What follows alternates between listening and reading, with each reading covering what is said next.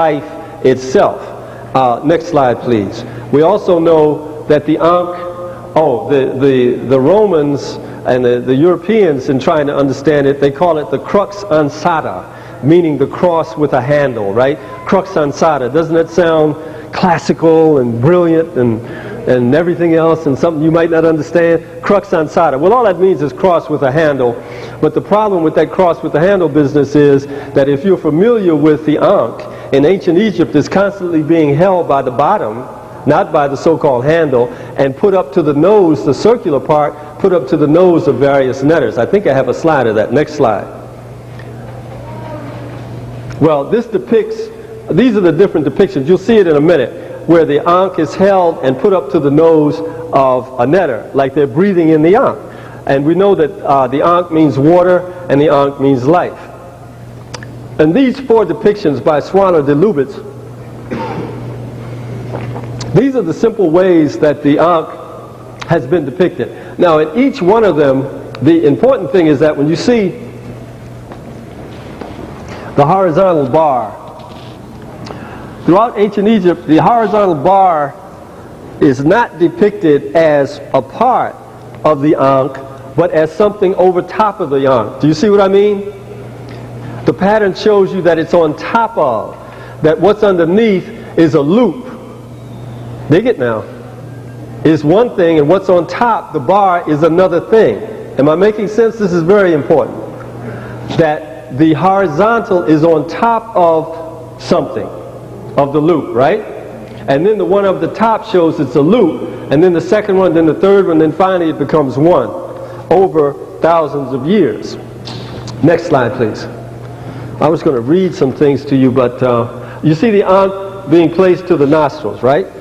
Let me see if I can find this real quick, because this is very important. So I'm trying to get away from this,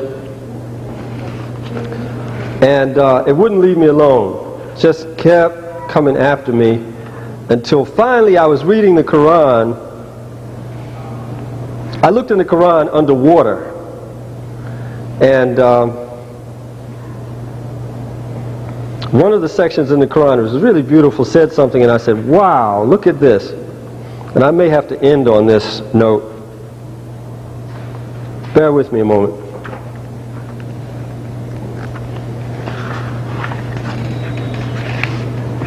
No, I can't end. I've got to share with you about the wife of the Pharaoh.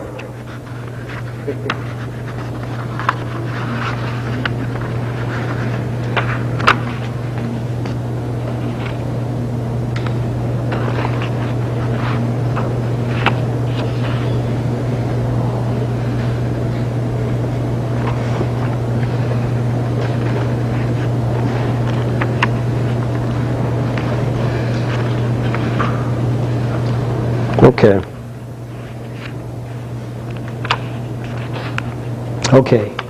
I turned to the Quran and I read this.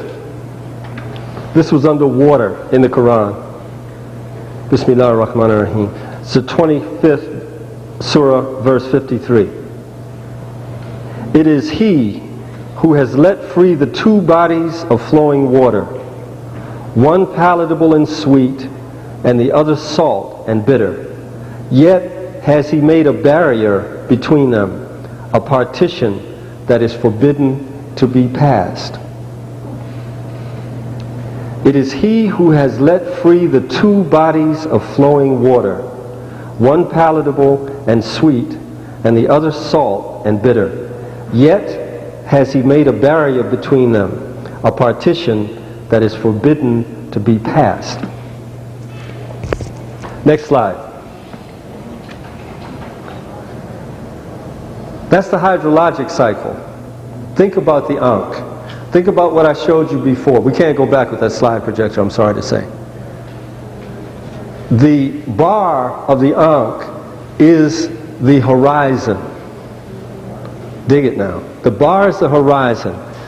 The sweet water is above the horizon in the loop drawn up by the sun, Ra, into the clouds to turn around and pass back sweet water past the horizon down to the earth, the salt water below, between which is a barrier.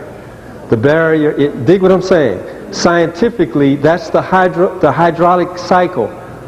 Water, putting it to the thing means water in the air, sweet water, air, water in the air. So the whole blessing that the Western civilization is destroying with their imbalances and poisoning the air, the hydrologic cycle, which Aristotle disputed, which was only recognized in the West in the 1700s, was known not only in the Quran, but was known in ancient times, and our Ankh shows a great scientific understanding of the cycling of the water.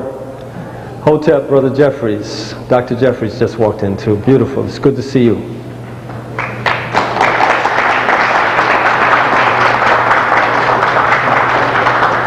So that we see with the Ankh, we see science, the great sacred science once again, and by way of the Quran, we've been able once again, by way of this revelation, to see a connection with something that is very profound.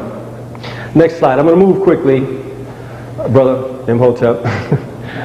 I wanted to get into the Bani Israel, the children of Israel. I wanted to get into that with you, but I won't be able to. Israel is really, Il is God. So the root of Israel is back here to the Sere again, like Sirat al-Mustaqim. It's like he who travels by night, which has to do with that whole battle of Jacob with the devil, right? And then Jacob was named Israel because he fought with the devil and won in the biblical story. Well, that's the story of Horus and Set. It's the person who travels at night. So therefore, if Israel is in fact the name of the champion of God, the whole principle in the Quran of Bene Israel, and we know about the Benu bird, the rising, the original phoenix. So Ben or Benu has to do with the phoenix rising, and we're talking about the child or the rising of the champion. So Bene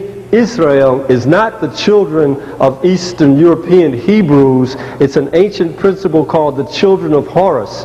And Horus, since Horus is he who travels by night, or the great principle of the champion. I wanted to get into that. I won't have time. I refer you to our book. Next slide. What I need to, and I must share with you, next slide, is in fact the light on the feminine principle, and I'll go out on this note, in Al-Islam that is hidden even to the Arabs themselves, who bring their cultural bias to Quran, but they do it without really apologizing for it. Two things I want to speak of. There's one section in the Quran where